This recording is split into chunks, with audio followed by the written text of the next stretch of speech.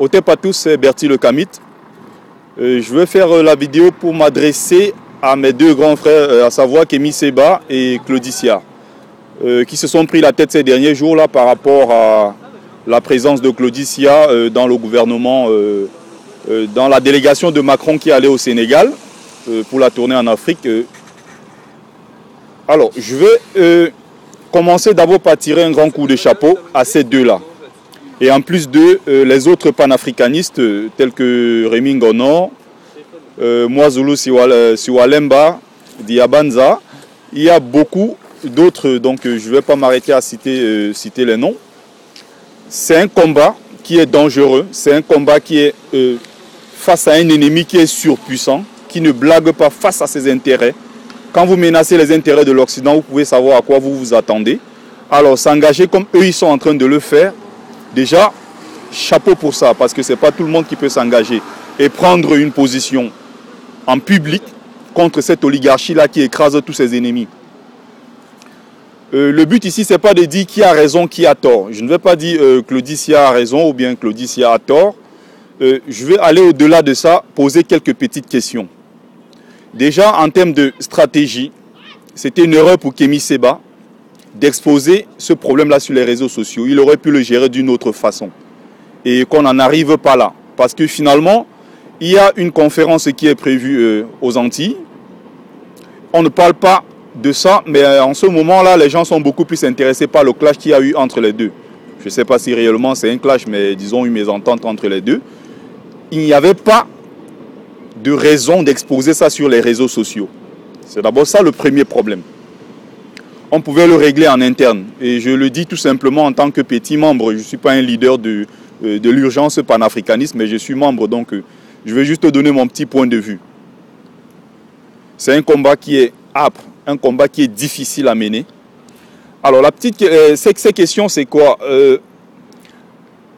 Claudicia a eu d'abord à collaborer avec Nicolas Sarkozy en tant que délégué interministériel. En quoi sa collaboration avec le gouvernement de Sarkozy a été bénéfique à l'Afrique? Ou alors a été bénéfique au mouvement panafricanisme dans lequel nous sommes en ce moment? Maintenant, il est en train de collaborer avec Emmanuel Macron, qui est un autre président français, encore une fois, donc le président de cette oligarchie-là qui écrase l'Afrique. En quoi sa nouvelle collaboration avec Emmanuel Macron est bénéfique à l'Afrique? C'est ça la deuxième question. Je ne veux pas surtout rentrer dans cette polémique complètement inutile. Les gens l'ont déjà condamné, les gens l'ont déjà jugé. Les gens se sont déjà arrêtés à l'appeler traître. Les gens le traitent de n'importe quoi. Je veux parler ici de Claudicia. Pourtant, il n'en est pas vraiment question ici. Je ne pense pas que c'est de ça qu'on devait être en train de parler. On devait se poser des vraies questions. Est-ce qu'il y a déjà eu un combat sans des divisions en interne? Est-ce qu'il y a déjà eu un combat, un véritable mouvement contre une oligarchie et qu'il n'y ait pas à l'intérieur des traîtres? Voilà les vraies questions qu'il faut se poser. Et pour le cas de l'Afrique, pour le cas de notre mouvement, quand il y a un traître et qu'il est vraiment reconnu, qu'il a posé des actes en faveur de l'ennemi, quel est le sort que nous lui réservons au sein, par exemple, de l'URPANAF ou bien de tous ces mouvements panafricanistes? Quel est le sort que nous lui réservons? Est-ce que nous allons revenir au supplice du pneu, comme à l'époque de Mandela, avec ce qu'ils ont appelé le surplice of neglecting, qui consistait à attacher des pneus et mettre du feu sur des traîtres? Je pense pour ma part que cette période-là est révolue, même si cette solution-là peut être aussi efficace. Je pense pour ma part qu'on ne peut pas mener un combat comme celui-là en se reposant sur un socle qui est un socle, encore une fois, appartenant à nos bourreaux. Ce sont les vraies questions qu'il faut se poser. Il ne faut pas tomber dans la distraction. Kémy Séba est un traître lui-même, Claudicia est un traître et autres, non. Mwazulu est un traître, non. Maximum de respect déjà pour ces gens-là qui se sont engagés. Ils ont leur famille, les mecs courent les risques énormissimes tous les jours parce qu'ils sont en train de défendre une cause. Et les gens se cachent derrière leur ordinateur pour venir les traiter de traîtres. Désolé pour la répétition. Quel est donc le sort qu'on réserve à ceux-là? Ne jugez surtout pas Claudicia. Ne le condamnez pas sans savoir ce qu'il en est réellement. Il faut d'abord commencer par comprendre quel est vraiment l'apport. Parlons ici de sa collaboration avec ces différents gouvernements. En quoi ça a été bénéfique? Voilà les vraies questions qu'on doit se poser. Au lieu de s'aimer la division, au lieu de tomber dans sur les réseaux sociaux et raconter n'importe quoi comme les gens sont en train de le faire à l'heure actuelle. Ne tombons pas dans la division, ce n'est pas le moment. Finalement, c'est venu obstruer le véritable combat qui a à mener, à savoir le combat contre le franc CFA, les bases militaires en Afrique, la conférence qui est prévue en Guadeloupe. Je pense que c'est de ça qu'on devait être en train de parler. Au lieu de tomber dans une polémique complètement inutile concernant Kémy Séba et Claudicia. Déjà, maximum de respect à ces deux personnes-là. Alors, je vais m'interroger en fait sur une dernière chose.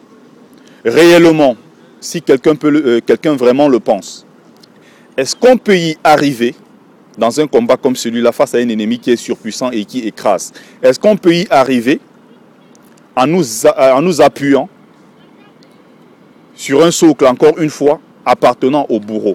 Quand je parle de socle ici, je parle de quoi? La plupart de ces gens, la plupart des panafricanistes, de tous ces gens qui manifestent, sont à la base, se disent d'abord musulmans et chrétiens, fiers de l'être. Comment y arriver en s'appuyant sur des religions qui sont en train de nous opprimer au quotidien? Comment y arriver en s'appuyant sur des religions qui servent nos dirigeants pour encore davantage abrutir le peuple et rester au pouvoir le plus longtemps possible?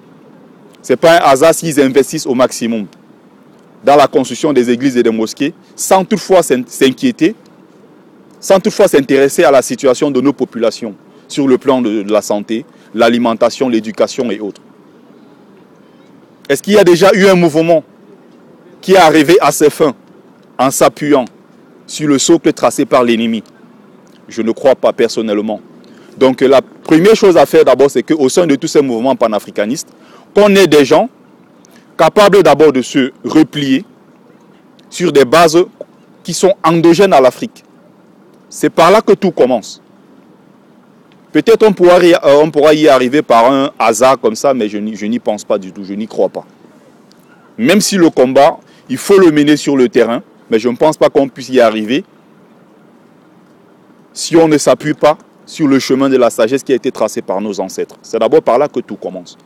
On ne peut pas combattre ceux-là en étant fiers d'être musulmans, en étant fiers d'être chrétiens. Claudicia, personnellement, je l'ai rencontré une fois lors d'une conférence, je lui ai posé la question de savoir, est-ce que le fait qu'il y ait parmi nos rangs des gens qui soient musulmans, chrétiens, fiers de l'être, bouddhistes, francs-maçons, rosicruciens et autres, n'est pas un vrai problème? Il n'a pas souhaité aborder ce sujet-là avec moi. Bon, j'ai tout de suite compris. Après, il a ses raisons. Le mouvement aussi a ses raisons. Mais je ne pense pas qu'on puisse y arriver. L'une des rares fois dans l'histoire, ou alors, la plupart du temps, quand l'Afrique a pu se lever et combattre et parvenir à ses fins, ce n'était pas en s'appuyant sur un socle tracé par l'ennemi. Je veux faire référence ici à l'histoire, la cérémonie du bois caïman par Cécile Fatiman et le commandant Doti Boukman. Je veux faire encore référence ici à la bataille d'Adoua. Donc ce combat-là, gagné par les Éthiopiens face à une armée italienne. Tous ces combats qui ont été menés sur le terrain et qui ont été gagnés par les Africains ne s'appuyaient pas sur un socle étranger. Ça s'appuyait sur un socle endogène à l'Afrique. Il y avait toujours ce rapport-là. Il y avait ce lien-là qui était très étroit entre ce que nous menions comme combat sur le terrain et le lien spirituel, ou alors avec nos ancêtres. Est-ce qu'on peut y arriver quand on a des gens comme ça dans nos rangs? Est-ce qu'il est possible d'y arriver sans des traîtres? Ça, c'est sûr. Il y en aura forcément. Quel est le sort qu'on les réserve? C'est à ces questions-là qu'il faut apporter des réponses vraiment concrètes, des réponses fiables et avancer sur le terrain. Donc laissez la polémique, laissons tout ça tomber et engageons-nous réellement sur le terrain. Donc encore une fois, que les choses puissent rentrer dans l'ordre d'ici peu et qu'on recommence le combat sur le terrain. Donc déjà bravo à ceux-là. Et c'était juste un coucou. Merci à tous de m'avoir suivi. C'était Bertie Le Kamit. Au tep à tous.